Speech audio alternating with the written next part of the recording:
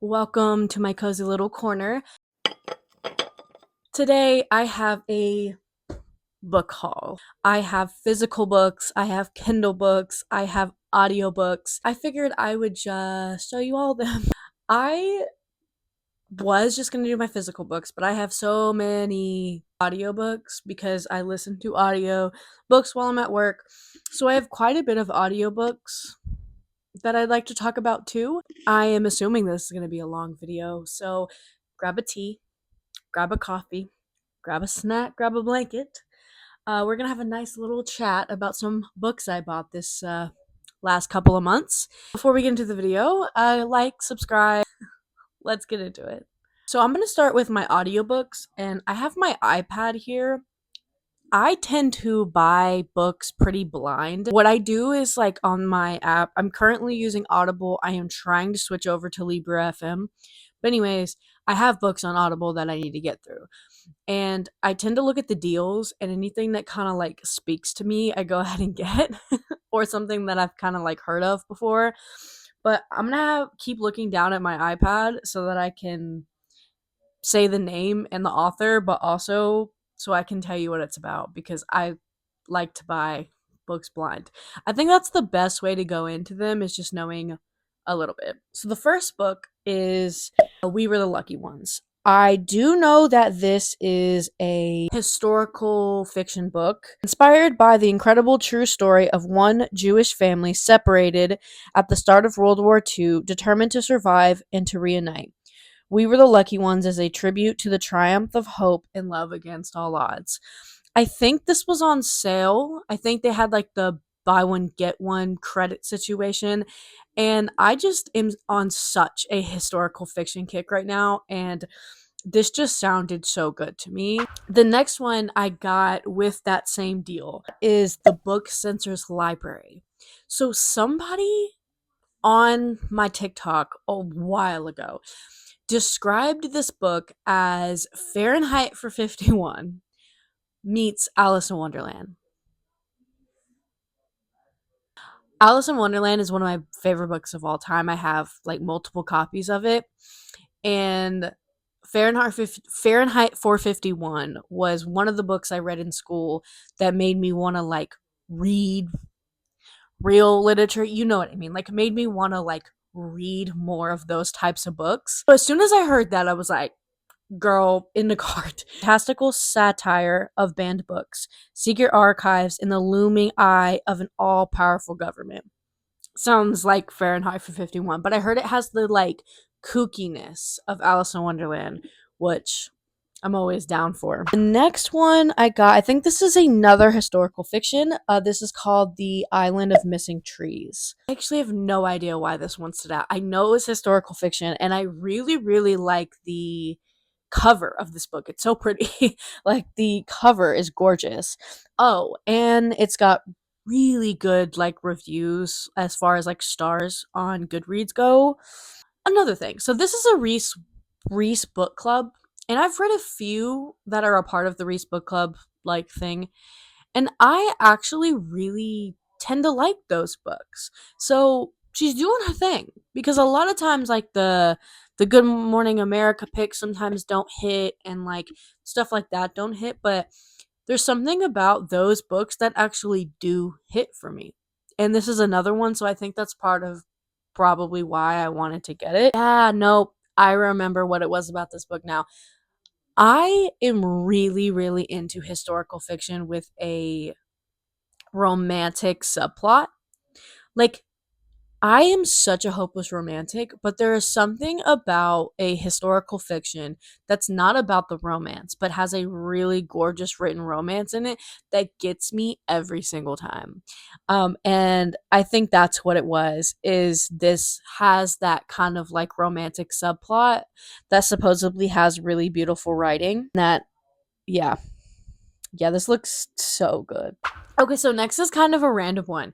So I have been reading a lot of Kennedy Ryan recently. I have been trying to find books to read on my Kindle at night before I go to bed that Like, I read a lot of heavy books while I'm at work through audio, and I like to do fantasy, like immersion reading it, but I like to have lighter books when I go to sleep and like to read on my Kindle. And so I've been reading a lot of Kennedy Ryan because right now she is the only author, like romance wise, that is doing it for me. Like, I'm just struggling in the romance department and she's just doing it for me.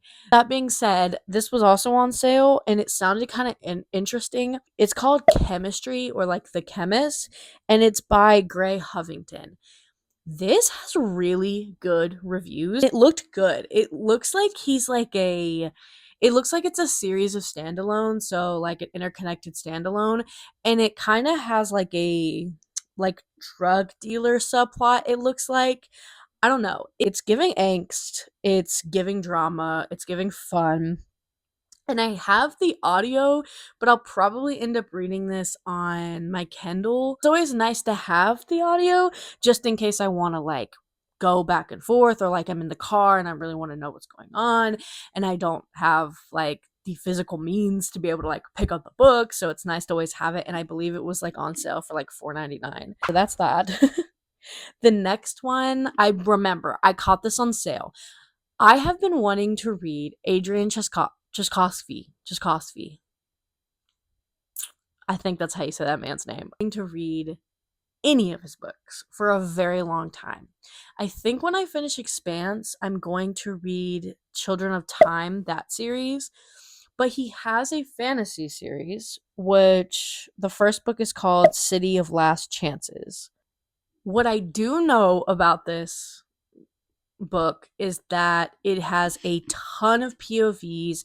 It's like a fantasy that is very heavy in political intrigue. And I know it's like focused on like a city, like it's focused on like one city and then all of these different people within this city, and it follows a lot of like smaller people. I do know that. I watched somebody who read this recently and like said it was really really good. And so when I saw it was on sale, I was like, I have to. I don't know when I'm going to get to it. This is one this is one of those books where I definitely feel like I'm going to have to be in the mood to read it, which means I'm probably not going to read it for a while because my mood reading tendencies is honestly insane. Next, so the next book is actually on my 26 books of 2026, and that is The Covenant of Water. All I know about this book is that it is a multi generational story. Anytime I see multi generational, I like hit want to read immediately on Goodreads. I believe it is South Indian. Yeah, that made me really drawn to it. I really appreciate a multi generational story from different parts of the world that I know nothing of, really. I just really like reading multi generational stories and cultures I'm not in. Yeah, I don't know. And I've seen like collages on Pinterest. I don't know if you guys look at those, but those are some of my favorite ways of finding books, is finding like people who make collages on Pinterest of books. And I seen a couple and I don't know. There's just this book is very very long. I will get to it at some point. It's very long. It's one of those books where it just kind of speaks to me. I don't know anything about it other than it is a multi-generational story in South India. This one I do remember I caught on sale, Dragon Mage. Oh my god, I love dragon fantasy. I need to read more of it. I'm supposed to be reading Aragon at some point this year. I want to do a whole full complete spoiler reading vlog of reading Aragon. So it will happen, I promise. I love dragon fantasy, and one of the books that gets talked about a lot in dragon fantasy of recent is Dragon Mage. And yeah, all I know is it's dragon fantasy. If I'm being honest with you, I don't really know anything else. So that sold me. That made me want to get it. Aram Wright has the power to challenge the gods, but he doesn't know it yet. Aram thinks he's nothing but a misfit from a small fishing village in a dark corner of the world. As far as Aram knows, he has nothing, with hardly a possession to his name other than a desire to make friends and be accepted by those around him, which is something he's never known. But Aram is more, much, much more. I don't know.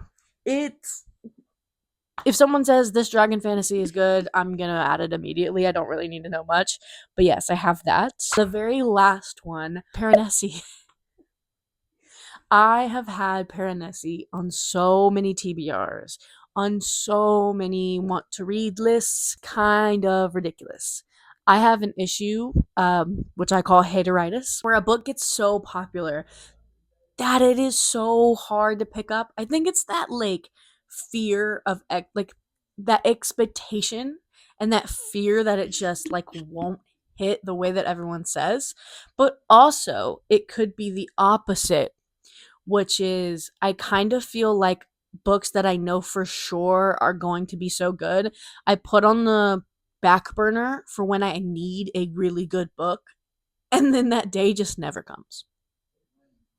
That is all the audiobooks that I have bought recently. And then the only Kindle book I've bought recently is Stoner by John Williams. This is a classic, I believe, that's just about a man. It's a very intimate, simple story about a man growing up and then becoming a professor, I think. I heard it's very quiet and it's very slow and it's very chill, but something about that really speaks to me. Yeah, I will get to that at some point. It's not super long, and I don't know. I'm feeling like fall. Something about it gives me fall. I don't know. That is all my audiobooks and then that one Kindle book I bought. If you were wondering, so my Kindle looks like that's upside down. All right. So this is my stack of books. I have bought these books probably in the last like 6 months. I don't buy books very often, and I'm trying to be a lot better. Honestly, so I know a lot of people are like, oh, like I buy too many books and I don't read them. I'm the opposite. Because I read a lot of books through audio because of work, I'm a broken record at this point. I will have not very many physical books on my shelf I haven't read yet, which some people can say that they like, but for me, I don't like it because then when I do get that like feeling to want to read a physical book and or I just want to like start something new, which does happen, I don't really have anything to pick from. So these are from the past 6 months. I actually have two more that I forgot to grab. I'm gonna go grab right now and put on this stack because I actually went book shopping today. um, yeah, let me go grab those and then we'll talk about all of the books I got in the last 6 months or so. Forgot to grab these. So I think we'll start with the two that I bought today. The first one is Atonement. I have been meaning to get to this book for so long. I don't know too much about it. On a summer's day in 1935, 13-year-old Bronnie Tallis witnesses the flirtation between her older sister Celia and Robert Turner. There's a sticker. There's a sticker covering the rest of it. Ian McEwan's symphonic novel of love and war, childhood and class, guilt and forgiveness combines all the satisfaction of a superb narrative with the provocation we have come to expect from the master of English prose. I know there's a movie, and that movie kind of piqued my interest, but because I knew there was a book, I wasn't going to watch that movie. And I don't know what it is. And now that I know it's summer, or I don't think it's summer, but something happens in summer. Um, I might actually this might be a good summer, spring or summer. I've heard so many good things about this. People who read this book love it. It's beloved. And when I saw they had this one, I had to pick it up. Next, I got The Kite Runner. So I have really been into historical fiction, like I said recently. It's just kind of hit me like a ton of bricks. Not gonna lie to you, I don't know a thing about this book. I know it's, I think, was it Afghanistan? I think it's set in Afghanistan. Um, I just know that this is taught in schools, and I know my friend read it in school and said it's amazing but very sad. Um, and when I was looking for historical fiction books, this kept like coming up. So I figured when I saw that it was like $6 at the store, I figured I'd go ahead and get it. So yeah, I hope it's not boring to literally go, I got this book, but I don't know what it's about. Because that's just how I shop. I know like one or two things, and that's about it. Next one I actually have read, but I thought I'd go ahead and show it to you. Yeah, I know. Hamnet. I know. Hamnet by Maggie O'Farrell, about the grief of Shakespeare losing his son, but it's not really about Shakespeare. It doesn't mention him by name. It's more about the wife. I read this, 5 stars. It's amazing. I tabbed the shit out of it. Great. Um, what Hamnet did was make me want to try some more of her books. So I went ahead and got The Marriage Portrait. By the way, I love this cover. I think that this cover is way better than the other cover.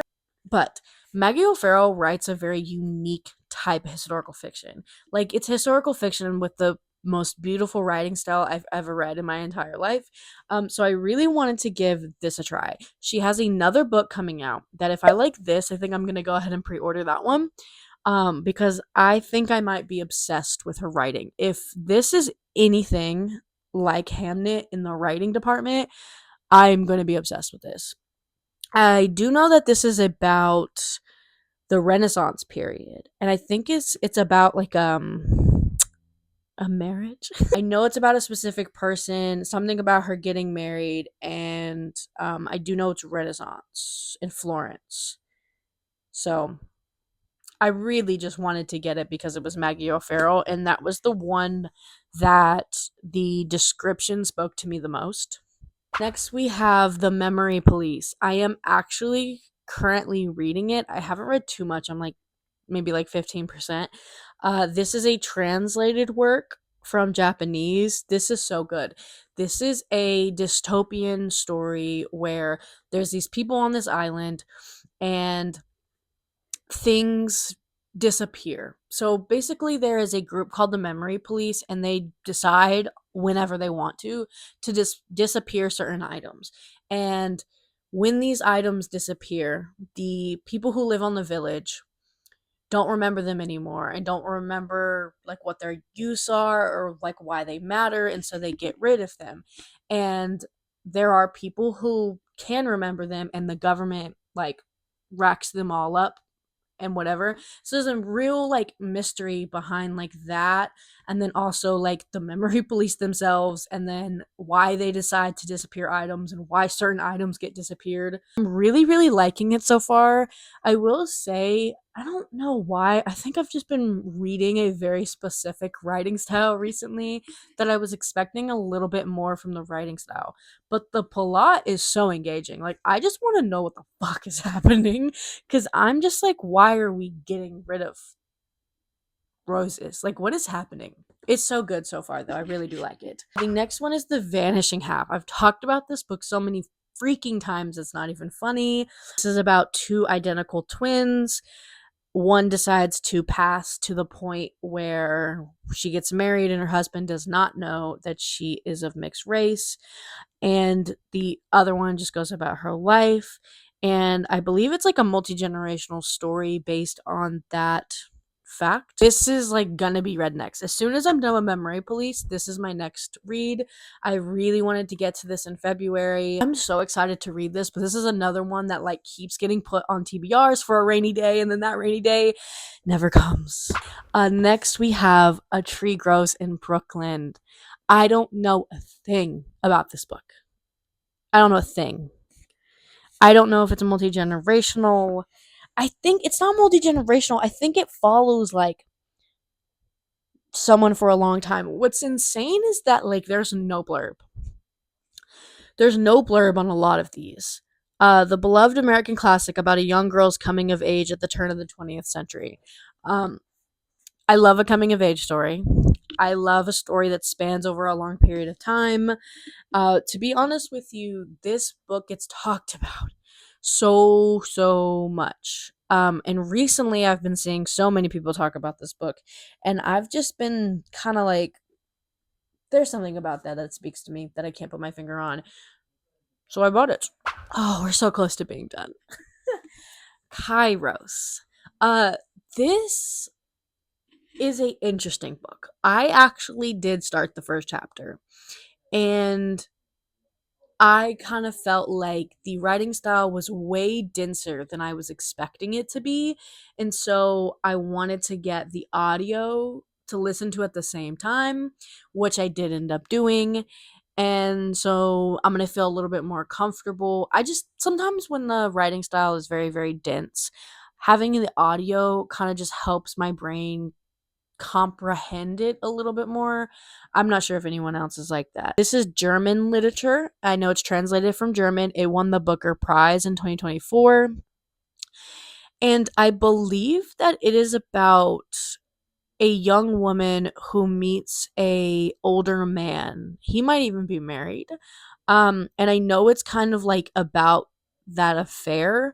But it's yeah, the long running affair between Katerina and Hans begins in East Berlin at the end of the 1980s, and it takes its passionate, difficult course. The world of the socialist GDR collapses around them. German historical fiction around the 1980s, but has this kind of like age gap romance. That makes it sound like some Kindle Unlimited book, but you know what it means. It has like a love story, or like not even really a love story, but it is following this love affair that lasts a while. Something about this book to me when I heard Jack Edwards talk about it. So because who else do you get your reviews from? The next is 100 Years of Solitude. Like I said a million times, I love a multi-generational story. When you look at multi-generational stories, 100 Years of Solitude comes up immediately. This is magical realism. I think it's South American literature. It just sounds so good. And I hear so many people talk about this. Hopefully I get to this next month. I've never seen this cover. I thought this was so like cute and dainty, and I need to find out if there's more olive editions because I might have to get more books in this edition. I really love this. So the last book we have is Cloud Atlas. This is one of those books that gets put on like your like historical fiction must reads. I think it was on like the 100 best books of the century or something. I think it's one of those like very experimental books. I think there's a whole bunch of like stories that are connected, and it's one of those where it's like, how are these stories one book? Then you get to the end and you get it. I don't know. It's very daunting. Like this book is very daunting to me, but it's just one of those books I have on my shelf that I just feel like I have to read at some point, if that makes any sense. So yeah. I purchased this so long ago. This is probably going to be sitting on my shelf for so long, but when the time comes, I will get to it. We have made it to the end, folks. So those were all. This isn't even all of them. This was all of my books I've bought in the last 6 months. Audio, physical, Kindle. Yeah. I am probably going to be buying more. I feel like this is the year of my buying books. I kind of want a extensive physical TBR, which sounds insane. I don't want like a crazy like 300-400, but I would like a good bit of books on my shelf I haven't read yet, because this gives me the opportunity to be able to like shop my own library, and currently I can't really do that. Also kind of tired of reading books on audio and being like, that's so good, and then not like having to go out and buy the physical copy. It's a little annoying. So anyways, yes, that was my haul. I hope you guys like, subscribe if you've made it this far. Leave me a comment of a cloud, and I will see you guys next week with some kind of video. And yeah.